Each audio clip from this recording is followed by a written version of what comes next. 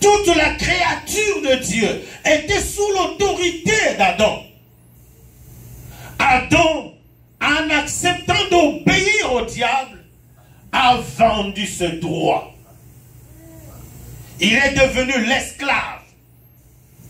Quand quelqu'un devient l'esclave de celui qui l'achète, il perd tous ses droits. Alléluia. Amen.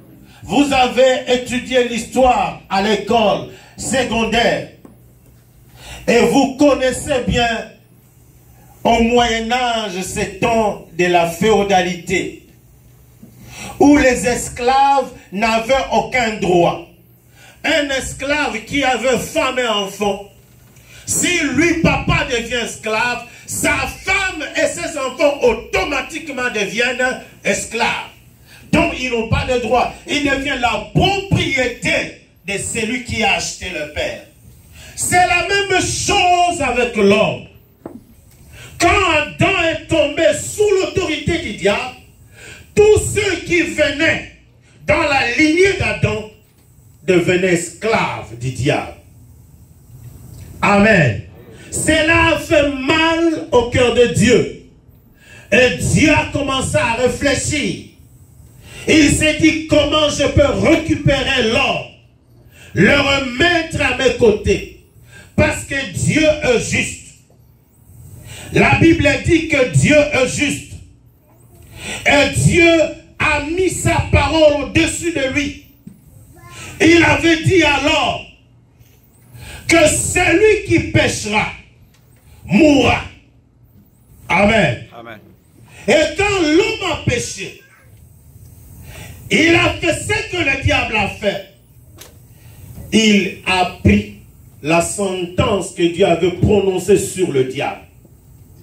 C'est-à-dire la mort.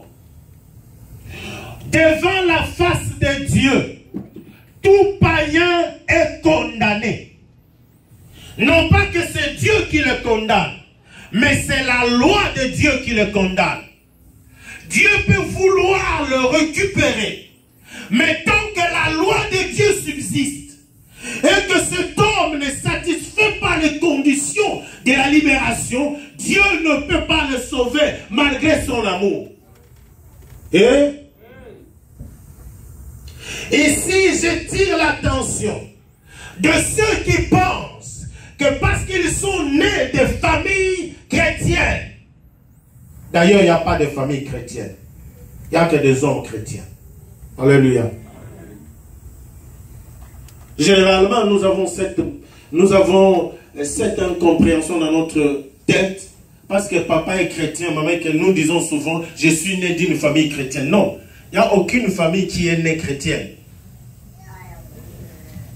Donc, nous voulons enlever cela, que nous puissions comprendre qu'aucun homme, quoi qu'il soit né de père serviteur de Dieu, qu'automatiquement il est lavé, sauvé. Non. Le péché continue à subsister dans sa vie. Et il doit quitter ce domaine-là. L'homme, au travers de l'histoire, a tout fait pour retourner vers Dieu. C'est pourquoi, bien aimé, nous voyons des religions. Nous voyons des sectes qui sont nées, beaucoup de sectes qui sont nées à travers l'histoire de l'humanité.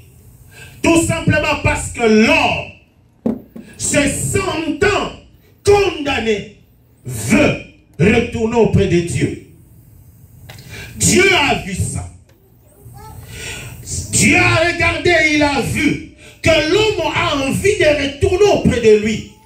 Mais que le moyen que l'homme utilisait ne pouvait pas satisfaire la justice de Dieu.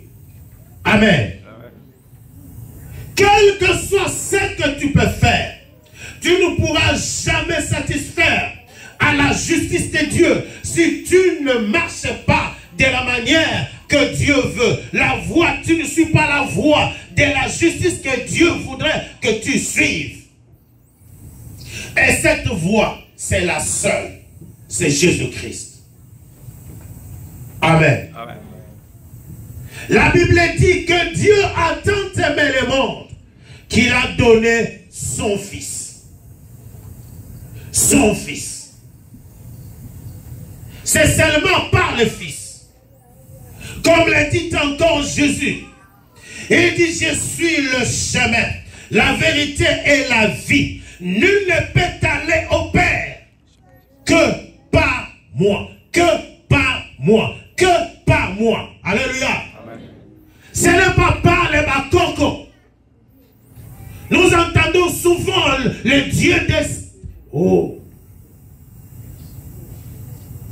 Le Dieu de bakoko ne te donnera jamais l'accès vers Dieu. C'est le Dieu de Jésus-Christ. Seul.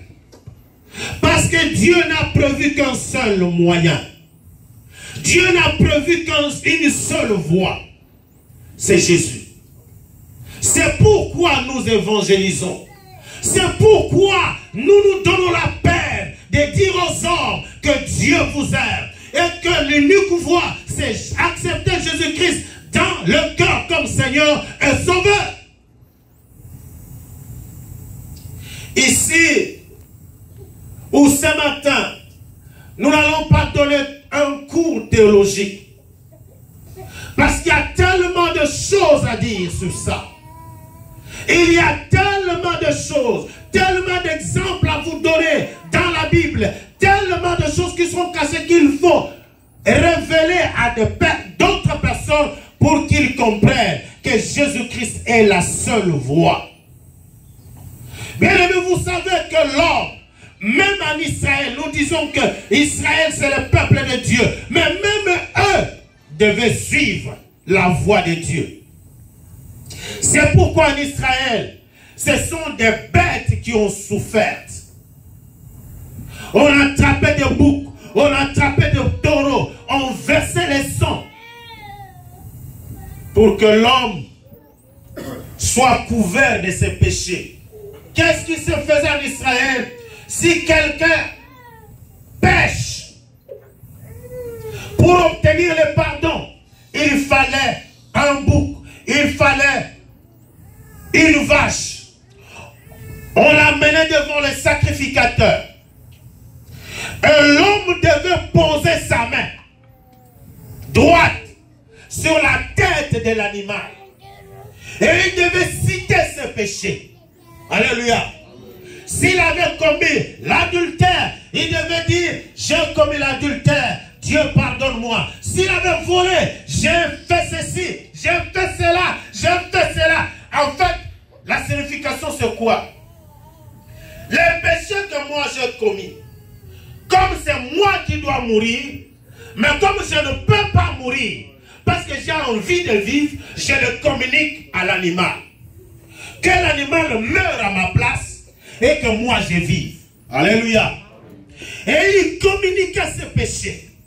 Et le sacrificateur à son tour, après avoir d'abord lui-même sacrifié, il priait, demandait la grâce de Dieu et disait, Seigneur, tu as vu cet homme, il mérite la mort parce qu'il a péché. Parce que ta loi dit que celui qui pêche doit mourir. Mais comme lui doit vivre, il ne peut pas mourir. Alors il communique sa faute sur l'animal. Accepte donc le sang que cet animal va verser. Alléluia. Alors on égorgeait l'animal. On prenait le sang et on entrait avec sur l'autel. On répandait ce sang sur l'autel et la colère de Dieu s'apaisait sur l'homme. Et l'homme pouvait continuer à vivre. Alléluia. Mais Dieu a trouvé que c'était un exercice difficile pour l'homme. Que l'homme ne pouvait pas satisfaire à ça à tout le temps. L'homme ne pouvait pas. Parce que sinon, ce sont les riches seulement qui entreront dans le royaume des cieux. N'est-ce pas? Si par exemple ta famille est pauvre, comment vas-tu acheter une vache? Comment vas-tu acheter un bouc pour poser ta main dessus et que le sacrificateur fasse ce travail? Dieu aime l'homme Dieu a eu pitié de l'homme. Dieu s'est dit, il faut que je trouve une solution. Amen. Amen. Voilà pourquoi, lorsque même nous lisons Ésaïe 53, la Bible nous dit que le serviteur que Dieu aime est celui qui est venu. C'est l'image de Jésus-Christ. Et Jésus a dit, Père, je n'aimais ni sacrifice, ni offrande. Mais moi, je me donne à toi. Prends-moi à la place des autres. C'est pourquoi ici, Isaïe dit, qui enverrai-je? Mais plus tard, la réponse est donnée. C'est pourquoi même dans Apocalypse, la Bible dit dans Apocalypse 12, qu'au ciel, la question fut posée. Quand Jean regardait et voyait ce qui s'est passé sur la terre, quand les anges devaient prononcer la sentence, Jean dit, qui va être sauvé? Alors un ange lui dit, ne t'en fais pas. Regarde sur le trône l'agneau immolé. Alléluia. Jésus-Christ est cet agneau immolé qui est venu prendre ma place, qui est venu prendre ta place. Tu as posé ta main sur Jésus. Quand tu acceptes Jésus-Christ dans ton cœur comme Seigneur et Sauveur, c'est en fait la main que tu poses sur lui. Quelqu'un me suit? Quand tu acceptes Jésus dans ta vie comme Seigneur et Sauveur, ça signifie que tu poses ta main sur lui. Tu dis, Dieu, moi je ne veux pas mourir, mais c'est Jésus qui a accepté de mourir. Je pose ma main sur lui. Donc, prends Jésus, sacrifie-le, mais que moi je vive. C'est pourquoi la Bible nous dit clairement que Jésus-Christ est cet agneau-là, immolé par Dieu pour les hommes. Alléluia. Si moi aujourd'hui je suis en vie, si je peux prêcher Jésus, c'est à cause de cet agneau qui est mort et qui est ressuscité. La Bible dit parce qu'il a accepté le sacrifice, Dieu lui a donné le nom qui est au-dessus de tous les noms. Afin que devant Jésus-Christ, tous genou fléchissent. Oh, si je fléchis les genoux pour adorer Jésus, si je m'en fous de ma femme, si je m'en fous de mes frères et que je me mets à genoux ou je peux coucher par terre, c'est parce que ce que Jésus a fait, aucun homme, aucun animal, personne ne peut le faire si ce n'est que celui-là qui d'abord était agneau, mais aujourd'hui est devenu mon roi. Le roi que j'adore. C'est pourquoi nous avons, bien aimé, la responsabilité d'aller annoncer l'évangile. Pour que tout homme fasse de Jésus-Christ son roi.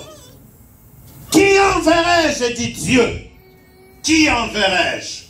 Dieu cherche des hommes. Dieu cherche des femmes qu'il veut envoyer. Pour que Dieu t'envoie, il faut que tu dises oui. Dieu n'envoie jamais quelqu'un. Il n'oblige jamais quelqu'un qui refuse. Oui. Il n'a pas voulu. Mais comme Dieu avait choisi Jonas, il voulait que Jonas, lui qui avait cette parole, l'annonce. Dieu a démontré à Jonas que sans moi, Jonas, tu n'es rien. Jusqu'à ce que Jonas comprenne et qu'il rentre sous la voie de Dieu. Bien-aimé, si tu refuses d'évangéliser, le poisson va t'engloutir. Amen. Peut-être que Jonas a eu la grâce d'être vomi. Mais nous ne savons pas si toi tu seras vomi. Amen. Amen. Il est important que nous sachions. Dieu cherche un homme qui a un cœur qui a une volonté, et une volonté qui se donne à Dieu. Pour dire, Seigneur, ce n'est plus ma volonté, mais ta volonté. Jésus l'a dit. Vous savez qu'en dernière minute, avant sa mort, Jésus a voulu refuser de faire la volonté de Dieu. Pourquoi? Parce qu'il voyait ce que représentait cette volonté. Oh, la mort sur la croix, une mort humiliante, une mort honteuse. Jésus a vu ça. Et il s'est dit, non, Père, peux-tu changer ça? Mais à la fin, il dit, c'est pas ma volonté, mais ta volonté.